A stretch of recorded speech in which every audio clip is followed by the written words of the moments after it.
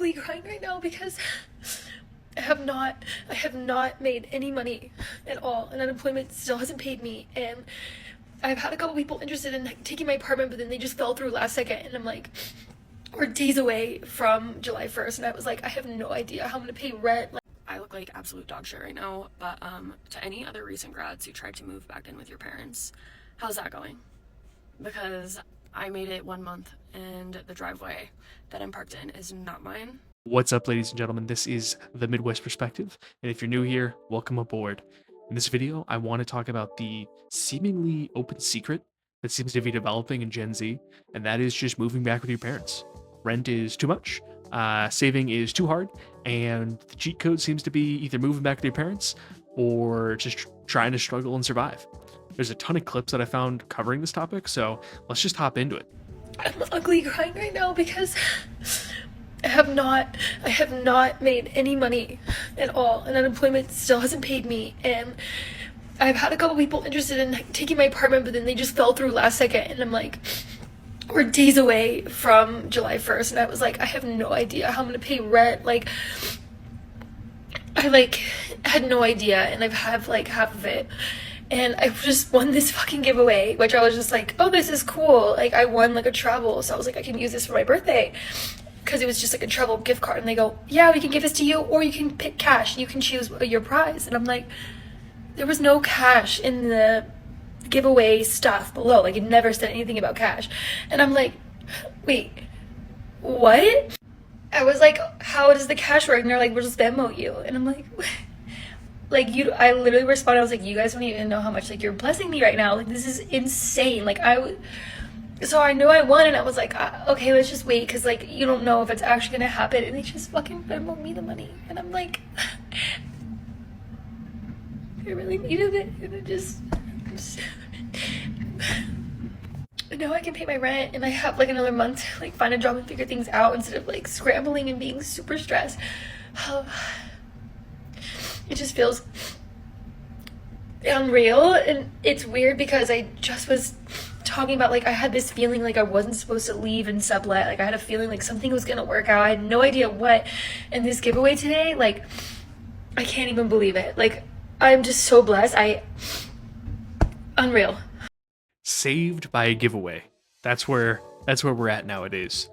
You've got people who are able to make rent payments because they've lost their job and won a goddamn giveaway. I don't know how I feel about that. Not for the woman in this video, but just like in general, the idea that people have gotten to a point where they need to win a random giveaway that was normally a travel gift card to then convert to cash.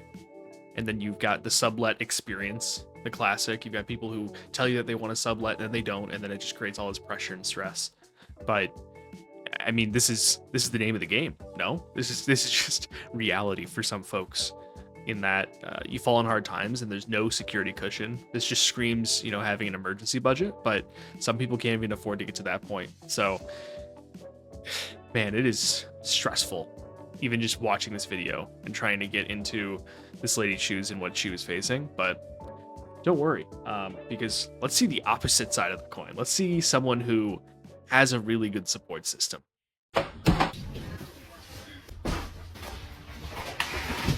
Hi guys, yeah, you read that caption right. Pack with me to move back into my parents' house.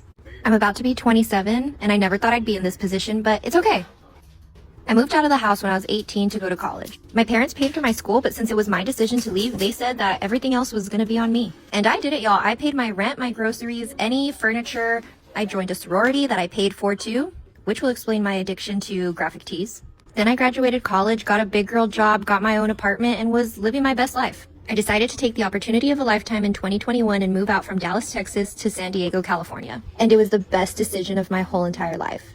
This is me realizing that I also have way too many sweaters for California. As fun as these past 2 years have been, I've gotten myself into a little bit of trouble financially. And let me just preference by saying that I've never been the best at saving money, but I've always been able to take care of myself. I got a part-time job back in January because finances were getting a little tight, but then ended up being let go from my corporate job back in March. Luckily, because of my serving job, I was able to pay rent, still go to Coachella, and still go to Spain, but I haven't been looking for a job in the process because I honestly don't know if I can go back to corporate America. My lease was always ending in July, and my plan was to move back to Dallas. But since I lost my job and I don't really have a source of income and won't serve in Texas, my parents have generously offered their home while I figured this out. And again, even though it's not where I thought I'd be, I'm trusting God and I'm trusting the universe. And I haven't been home in 9 years, so this might be fun. So here's to the beginning of that journey.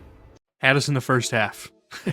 Had us in the first half, not gonna lie. I mean, it sounds like a typical kind of scenario. Did everything that you needed to through college. You know, if you're lucky enough to have parents that'll cover tuition, that's awesome.